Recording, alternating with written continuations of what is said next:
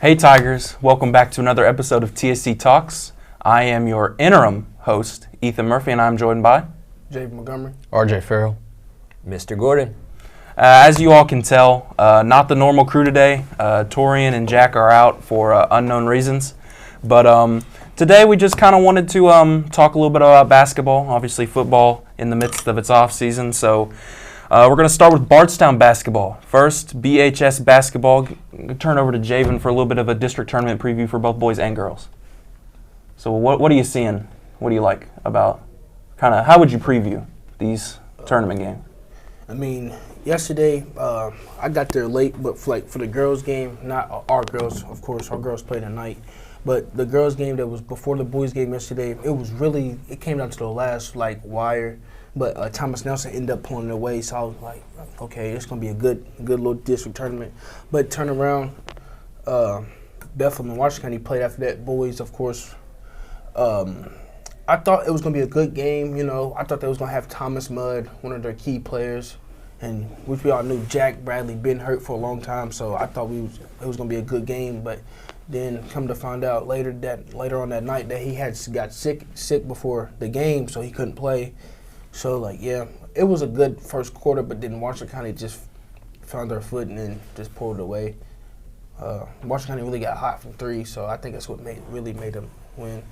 But tonight we have another double-headed girls. So 6 p.m. is Bethlehem and Thomas Nelson, and then our Bardstown Lady Tigers play the Nelson County Lady Cardinals tonight at 7:30. It's going to be a fun night.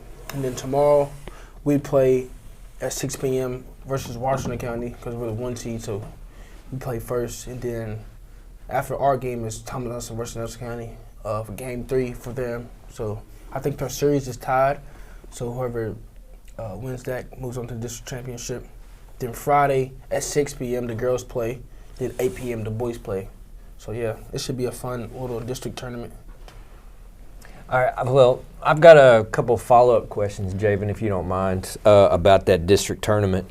So, you said that Washington County really found their footing last night, hitting the three against Nelson County. Was Nelson County and Thomas? Yeah, they hit 16 threes as a team. So are you nervous at all that they might be, they found the length in that, where's the game's at? Nelson County High School. All right, so it's at Nelson County. So they apparently found range in Nelson County. Are you worried about that at all? I'm a little worried, but if me and my guys come out to play the way everybody knows around the state that Bardstown Tigers can play, I feel like they don't have a chance against us. We just got to be focused for practice and just focus coming into tomorrow's game. And then I feel like we can pull it away and win another district title for the last 16 seasons of the 19. All right. So if I were to ask you, for the girls' teams, who would you, and your opinion, because you go to a lot of these games, who do you think the best girl in our district is, best girl player? I'll say number 30 from Bethlehem or Ella Buckman for sure. Because Ella Buckman really nice. I see her put in time after our practice. She'll come back in when they have the early practice. She'll come back in after our practice, get some shots up. And then the girl from Bethlehem, she really is a nice shooter. I feel like she'd be in the gym more because it shows on the court. Mm-hmm. Like last time we played Bethlehem at home, I think February 11th, I think it was. She caught her footing and got on fire against us, and Bethlehem pulled away. But our girls was fighting hard too. Yeah. So I feel like Ella Buckman or number 30 from Bethlehem. I can't remember her name. Yeah, that's all right. And the just to piggyback on what you say about Ella, she's really good. The one thing I notice from her is her speed. Her speed when she's in the game, she's just way faster than everybody else on the floor. She has she can get different up. Type of speeds, different type of motors. When she gets in that 1-2, she can get you off your feet quick. So if I were to ask you that same question for the boys teams, who would you say, and try not to say yourself, okay? But who would you say is probably the best player without the team around them in the district? I could definitely say one of our guys for sure, or as the other counties say, Kane Linton, Evan McFat. I don't know his last name, and then you have Chai Pointer. Then you really have me and Tylen for real. Mm-hmm. So I feel like it's one of us five. I mean, I don't really think nobody is better than us around here. Okay. I do want to elaborate a little bit. I watched last night the girls play. Their district games are kind of their playing games. And what I saw that's going to be very important, I think, just on the boys and girls side, is when you got open shots, you got to find ways for them to go in. When you got open looks, whether it's a three-pointer or a little jumper, scores are going to be a lot higher in these district games. So it's going to be the team who can make the most points, I think, is going to win the basketball game for sure. I'm just excited to, hopefully see our boys take it home once again. Just bring that trophy back home where it belongs. Yeah. For sure. Yeah, absolutely. Moving on, we're going to college basketball. Of course, if you're a big college basketball fan, I'm sure you saw over the weekend on Saturday, we had all 4 of the top 4 teams at that time play.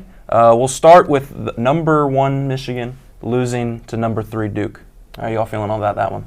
I thought it was a good game. I watched a lot of it, and it's really cool to watch 2 teams that could definitely be a preview for national championship in March Madness. I think it could definitely be big. The different style of basketball these 2 teams play, they're very organized when they play. They got 30 different plays they run, and they run them to the best of their ability. So I think it was really cool to watch these 2 teams. Cam Boozer for Duke, I'm telling you, he's, whether it's a three-pointer or you leave him open, he's making it every single time. He's definitely going to win ACC Player of the Year, maybe Freshman Player of the Year. He put on a show. So, yeah, very good game.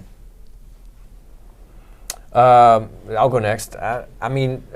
Duke is always going to be good. One, just because they have a great staff in place there. The program itself is always really, really good. They know that is their gold at Duke University is the basketball team, and that hurts coming from a Kentucky fan to say that. But you got to recognize when a program is set, and that program is set.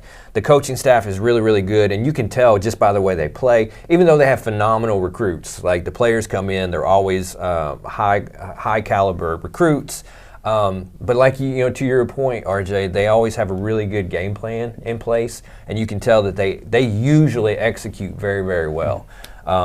And that's one of those things like you can see from Kentucky this year. We're just not executing. Yeah. And it's just a difference in coaching. So we're still trying to find our footing there, but Duke, I think, is poised to make a really good run this year. Michigan, I think, has been playing really, really well. I don't know if anybody except for Torian really, put their money on them being this good this year, but they've got really good recruits too. I think their coaching staff is getting there. They're on their way. But I kind of saw Duke winning that game just based on, just the solid foundation that they have there. Yeah, So I think Duke is going to make a big run. Yeah. Very little sloppiness with Duke, that's for sure. Mm-hmm. Javen? I really didn't watch this game, but previous games, like what Duke did to us, so I'm a Louisville fan, of course, but like RJ said, Cam Boozer, he's really nice. His frame, he's have like a 6'8", 6'9" frame. He's just muscle, so like it's really nothing you can do. He can play the guard, he can play the big. It's like he's a well all-around player, and he's a great defender. He's a overslept-on defender. I feel like he's underrated so much on the defensive side. Yeah, absolutely. Moving on, we got Arizona defeating Houston. A little bit of a bounce back for the Wildcats. Lost 2 of their last games before this matchup. I think these are 2 very good teams. You look at the division that Arizona's in. It's absolutely insane. There's not really a bad team in it. Arizona is very similar to Duke and Michigan. Very little sloppiness. They're very organized when they play. I think they lost 2 in a row not too long ago. I think it was to Kansas and Texas Tech, if I'm not mistaken. And those are just 2 well-calibered teams. Dogs, 2 really good teams, especially, I think. That's their only 2 losses. Yeah, for sure. And I think the Arizona-Kansas game that was played at Kansas, and I think that's one of the toughest college basketball arenas to play in. They always got it booming there. It's always a really good atmosphere, so I think it was really tough for Arizona. But, it's just fun watching. Very much like Duke and Michigan, it's very fun watching these 2 teams battle out against each other. They're very good, very little sloppiness, and I could have saw it go either way with these teams. Yeah, I kind of agree. I don't really have too much anything different to say about that, RJ. I think you covered it really well. I think Arizona is going to create problems this year for some people. Now Houston, on the other hand, Houston's always good. Like I feel like they're always in the top 10. They're always right around there, but somehow they always kind of lose traction when it counts. Yeah. They just don't really come through as a tournament team. You know what I mean? Like they always put together a really good resume and play really well, and it's always kind of nerve-wracking to have to play them, but they just seem to never be able to complete the season. But I think, it was no surprise to see Arizona win that game, and I think they're going to continue to win a lot of games. Yeah, for sure, definitely. Yeah, well said. So moving on to the National Basketball Association. We're going to run a little bit of a different activity to start. I'm going to ask each of you all what you think the best team of the week is per conference, obviously coming off All-Star break. Well, who has kind of shined out at you so far this week, and who's really done good this week? Definitely got to be the Cavaliers. They're just so fun to watch, especially with just now getting James Harden. Their starting five is just unbelievable. The three guys that I mainly watch when I watch them is Donovan Mitchell, James Harden, and Jared Allen. I mean, you got a big, you got two shooters and two guys that can handle the ball really well. I think they've gone like 5-1 with James Harden on the team. It's been just very fun to watch. They're very organized, and they just put on a show every single game. So really like watching them. Yeah, I'll say the Houston Rockets and the Detroit Pistons.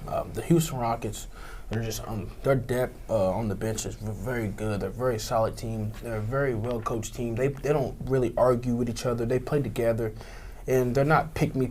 Let's go get mine. Let's go get 41st, and then my teammate eat. They'd rather see their whole team eat than just one person. So I really think the Houston Rockets won this week.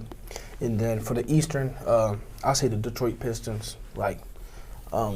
Cade Cunningham, he's going crazy right now. And then they also have each other's back. So, when they fought the Pistons, they all had each other's back. You know what I'm saying? That's really a good brotherhood to have in the league instead of just being all selfish with each other. So, yeah, I think the Detroit Pistons and the Houston Rockets. For the Eastern Conference, no surprise, I'm going to pick the Boston Celtics. There's no need to laugh. They're in second place. They're playing really well without their leading, all-star player, Jason Tatum. So for them to be right in prime position without the franchise guy, I think we're sitting in a really, really nice spot right now. I just watched the game against the Lakers over the weekend. The Lakers are fifth sixth. Perfectly at sixth. Sixth in the West. So it's not like the Lakers are just a pushover. But for Boston to really be chugging along with bench players, in my opinion, we have a lot of no-name guys. Like if they weren't playing on the Celtics, they would be in the G League right now on a lot of teams. And they're showing up. They're playing their parts. And that right there is just a testament to really good coaching, the really good franchise. And this is just my opinion, but this is what I'm seeing on the floor because, of course, I'm watching this team, closer than any of the other teams because they are my team. But to see these guys that you don't know their names to show up, week in and week out and really play great defense, and that's where we start on the floor is defense. And Jaylen Brown is playing at an extremely high level right now, picking up where Tatum left off when he got injured. So he understands that he has to be the guy. And then Peyton Pritchard is playing at an all-star level right now. He's giving the team the boost that we need. He's kind of taking over Derek White's position as that key second option there. So for them, they're just clicking right now. I know Detroit is in first place, but they're really young. In just my opinion, I think they're really young. I think that's going to show once the playoffs get going. Because just that fortitude you have to win a 7-game series against another really high-quality team is really tough. And I think other teams like the Cleveland Cavaliers they're going to give Detroit problems. Mm-hmm. I think all these other teams are really going to hurt Detroit once we get to the playoffs. So I'm feeling really good about Boston right now. As far as the West goes, I would say, Jamie, did you say the Rockets? Yeah. I'm going to have to agree with you, the Rockets. I think the Rockets are sitting really, really good right now. And I think, of course, Oklahoma's good. You know, they've got Shea, MVP. When he comes back, they're going to be right there. They're the team to beat, but I think Houston is preparing themselves to really make a push in the playoffs, and I think Durant is really going to come key in that time. Of course, he's not there defensively or anything, but he's no chump on defense. But I think his leadership is really going to come into play. But that's no knock on the Thunder, and that's no knock on the Spurs, because I think they're going to be two really tough teams to beat. But, hey, only one team can come out of the East, and only one team can come out of the West. So I'm going to let the Western Conference just beat up on each other, and we'll see who limps into the finals. But I think the Rockets are sitting really nice right now. But I know, Ethan, you've brought up the Nuggets before. Denver's looking really nice too. I think there's a lot of teams in the West that are really just, I mean, they're barely different from each other. But this week, I would say the Rockets. I think that camaraderie, like you were talking about, and that bench that they have, and that combination of Durant along with some really smart, hardworking young players, I think that's a good quality team right there. I think they're going to be tough. Yeah. I'm going to start with the Eastern Conference. By far the weaker conference of the two. A lot of okay teams in the East, but one that stuck out to me is Miami. I mean, they haven't lost a game post All-Star break. Yes, they played the Grizzlies and some iffy teams, but I mean, they got it done. And, you know, Miami, they're a team that always is contending. You know, maybe not to the level that a Boston or a Cleveland is, but they're always contending. They're always just right in there. And I just want to give a big shout out to them, Norman Powell, big all-star. But, yeah, let's get to the better conference, the Western Conference, where I'm going to go ahead and say I'm the San Antonio Spurs. I mean, you look at what they've done. They went into Detroit last night and, you know, put on a dominant performance against the Pistons. That's not easy to do. Nobody really has been doing that. I mean, Boston didn't do it. And New York definitely didn't. You know, so San Antonio is by far, I think, one of those teams you don't want to play. Victor Wembanyama, a guy with great mentality, great size, obviously, great physicality. You will not want to meet him in the playoffs. I think that they could go on a definite run. Of course, they're the only team that's really given OKC a true run for their money. And so I got the Spurs, but watch out for the Heat. They might be on the up in a very open Eastern Conference. You know what? I don't hate that pick, Ethan. I think you're exactly right on the San Antonio Spurs. I think they've been primed for a couple years now, and I think, you know, Greg Popovich, the coach, isn't there anymore, but I feel like he left a great legacy in San Antonio, and it seems like they're just continuing on with that great coaching staff. But yeah, I think it's just a matter of time before Wemby helps a team to the finals. I think Oklahoma was a really young team for the past few years, and they were able to overcome that finally last year. I think this could be a year for the Spurs to really kind of overtake that. But I think the Rockets are going to be in the mix there too. I think those top three, I think, are all really good teams. Yeah. Only thing I have with Houston is that they just haven't been consistent enough. I mean, when they're at their best, I mean, on paper, this could be a top two team in the West. I mean, you got Kevin Durant, you got Size and Sengun, you got all these players. Mm-hmm. It's just, you have to go out there and perform. I mean, you could have like an all-time great unit, but if, you know, the chemistry's not there or the performances aren't there, it's just not going to happen. So, you know, Houston can be pesky. Kevin Durant, you know, he has that veteran experience. That's something that's going to help you in the playoffs. But I still think the Spurs are one of those teams to beat, and they, I think, are the only really team that if they played Oklahoma City in a 7-game series, people would be like, I don't know, the Spurs might get this. So that's why I got to shout them out. Going back out east, man, I've always been kind of a hater of the East. It's never really that great of a conference. There's always one or two good teams, and of course about 5 frauds. So yeah, you got the Knicks there in the fraud spot. I would agree with that. Yeah, Toronto. I mean, Toronto, they have Scotty Barnes, but I mean that's not going to get you to the finals. Mm-hmm. But I could go on and on about the East. We all know the best are in the West. That's what I always love to say. So I got an extra question for you guys. So out of these teams that we were just talking about, we're real comfortable. So we've talked about a couple key players. So injuries, as we know, happen. All right, especially like it's keen to happen more to older players. So if one of these teams were to have one injury, like say for instance Houston, who we all kind of said that we said is a solid team. If Durant gets injured, does that take them completely out? No. You think they're still in it? Yeah. All right, so San Antonio, Wemby gets hurt. Does that take them out? I don't think it completely takes them out as much as it definitely hurts. I mean, having a guy like Wembanyama, that is your star player. He will be for the future, but it's not Wemby and a bunch of guys. You got De'Aaron Fox, you got Keldon Johnson, you got supporting pieces that help out. So, but he is a generational player. I was going to say that they especially how good the West is. You lose one game in the West, you go from the 3rd seed to like the 7th. So they would definitely fall, but I still have trust that they could make the playoffs. Not go far, but they could definitely make it without Wembanyama. Okay, and the only reason I really bring that up is because we see Oklahoma doing that same thing. Like Oklahoma City is missing Shea right now, but they have not missed a beat. Yeah, for so sure. that's really the only reason I bring it up. As far as the East goes, I think if Jaylen Brown gets hurt, Boston is done. Their hopes of making it to the finals is done. Detroit, how do we feel about, so if Cade Cunningham gets injured, how do we feel about that? I'll start. The thing about Cade is that he's an amazing player. He's a generational guy. He's really coming to his own these last 2 years. My only issue is with him that if he goes down, you're going to have to find another primary shot maker. Because he's out there shooting like 26, 30 shots a game. That's not something you just replace. But they're so good defensively that they can, take a step back in offense. It'll be more difficult, but, like I keep saying, the East is wide open. The East is by far the easier conference to win in.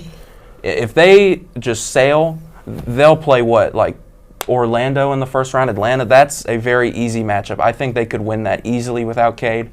You go into the deeper rounds, you'll probably you'll struggle against New York. I don't know who I'd take in that one. Of course, Cleveland, I'd take Cleveland, but Detroit, they've built a team that is meant to compete even without their superstar. They're not a entirely deep team, but they have a lot of guys that can step up in those moments that maybe haven't gotten the chance to yet. What about you guys? I think, when we're talking about guards and stuff like that, I mean, Donovan Mitchell and Cade Cunningham and people like that, I think they're key people that you can't afford to lose, especially when coming in to, the playoffs and stuff, mainly because they're the glue that sticks the teams together, basically. They're the people who run the plays. They're the people who run the offense and who work the hardest out there. So I think, you've got a lot of people on these teams that can fill in for them, but they're not going to be a Donovan Mitchell or Cade Cunningham. They're just going to be okay people. And you'll notice that their points per game will start going down and stuff. It won't be a killer, but I definitely think they're playmakers, and you can't afford to lose them. Yeah, I agree. See, I have a hard time, like the New York Knicks and the 76ers.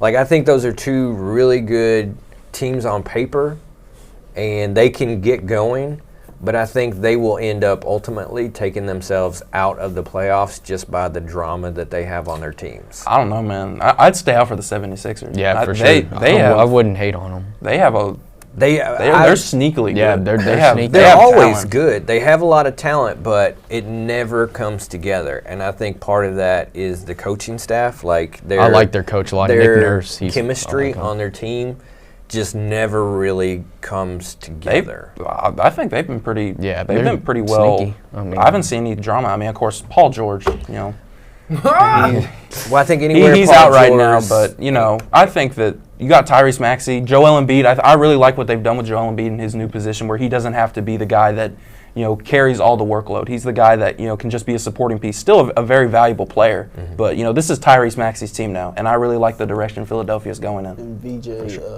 I forgot. I completely forgot about VJ. He is. Oh, he's nice. the young player, right? He's taken off this year. He's amazing, man. I think that he could definitely. He seems like a guy that'll turn it up in the playoffs, and I always had a soft spot for the 76ers, so I definitely watch out for them. But they're no joke. I think that the only team that's currently in the picture that's not in the play-in that I would really look out for is Toronto.